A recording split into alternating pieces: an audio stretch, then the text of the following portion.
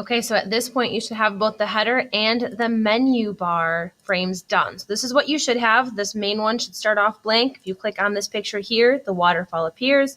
Then you have a fully working table that allows you to switch between the three pictures, as well as display the order form HTML web page. Then you should also have the email questions and comments too, with an email link here where if you were to click on it, it would open up a new email with that particular email address inside of it. So this is what you should have so far. So what we have left to code is this home page to start. So that's the last thing that we're going to do here. So we have to code home.html. So I'm going to start with file, new, file, save as, and save it as home.html within that same folder as the rest of the files. So a couple of things we want to think through with this one is that we're really going to be just putting this picture here. We know that this particular file, this page is only going to be displayed as a default page until the other pictures start to be clicked. So just kind of keeping that in mind as we go. So we have home.html. So that should be the name of it right there. And it's that rightmost column. So we're going to start with that same general code. So we have doc type, we then have HTML, closing HTML. And then inside of there, we have our header tag, close the header tag.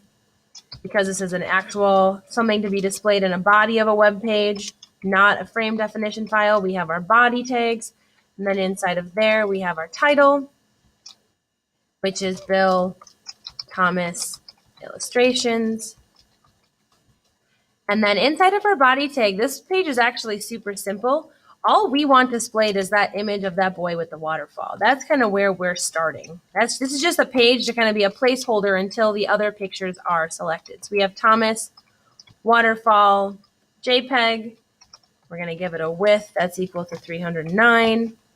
And then a height that's equal to 384 pixels. And that's all we're going to do. So now if we go into our frame definition file, you should be able to see this here.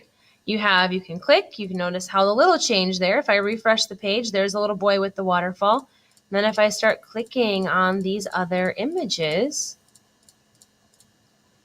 it displays those other images to the screen. So now note that if I refresh, I don't start with a error here. I actually start with an image and then I can click accordingly. So that's basically the end of this. You can use your browser to open up the frame definition file to display all the frames, navigate all your links, make sure that they work. And something to note that I've touched on already is that you can actually open up each of these files individually as well.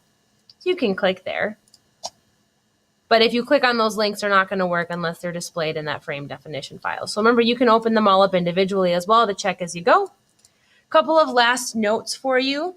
When you're printing a website using frames, you actually have three options. So again, this kind of does go into your notes a little bit. You can do all of the frames as laid out on the screen.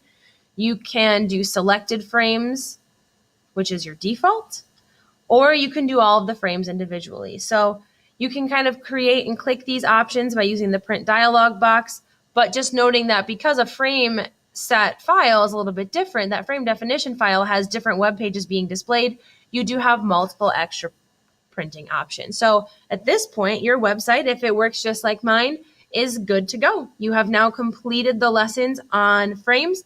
You can start working on that final worksheet, and then you can get going on your own project about you.